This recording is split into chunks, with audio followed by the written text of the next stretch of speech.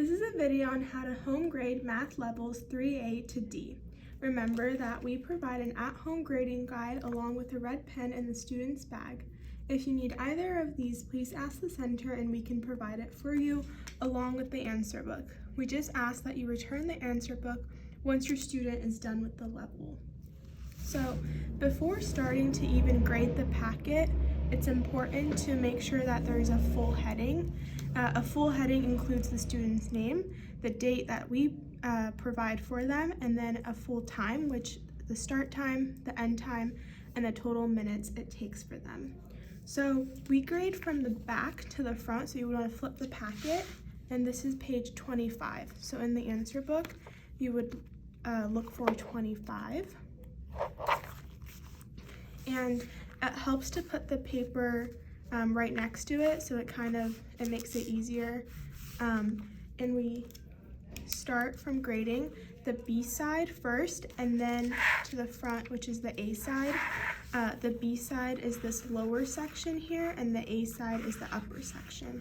So we would start from number 11 on page 25 and go down and grade.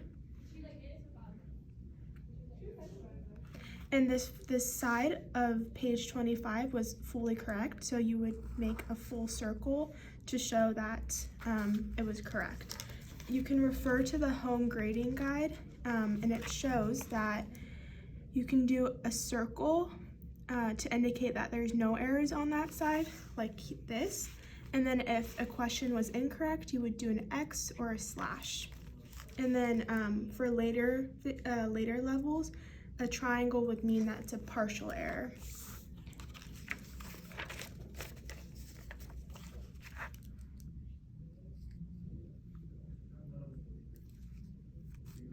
So here, number 7 was incorrect, so I would do either a slash or you can do an X. Now that I have finished grading page 25, there's a total of 1 mistake, so I would go to the top, and in the shaded area, I would look for 1 and therefore circle 90%. Then I would flip to 24, the back side, and grade. This side of this page was correct, so a circle.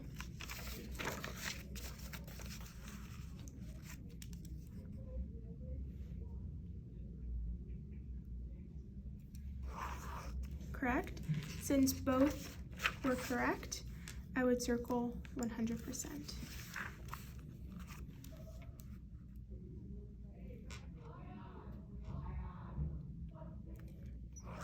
Circle to indicate this side was correct.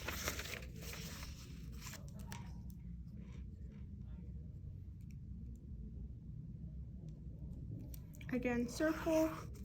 Since both sides were correct, I would circle 100%. And again, it helps to move the paper with the page you're correcting, just so that it's easier to go back and forth.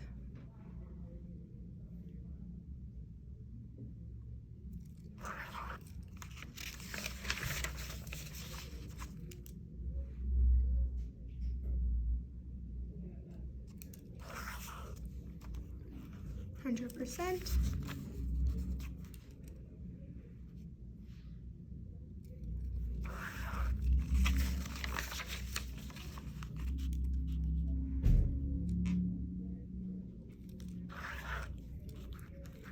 Now that I have graded each page separately, now I have to write the totals on the header of the first page.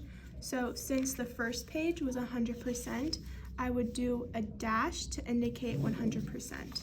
Same with the second page, I would do a dash because they got 100%.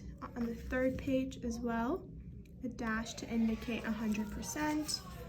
On the fourth page, a dash to indicate 100%.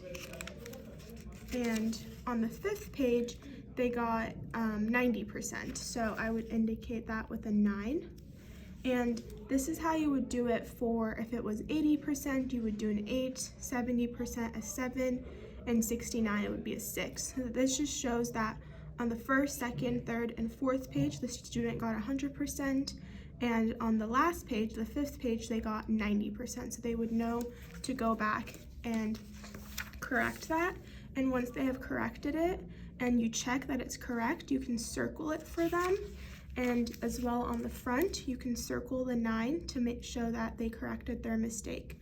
And then after, make sure your student brings this back to the center because we have to record all their packets in their record book.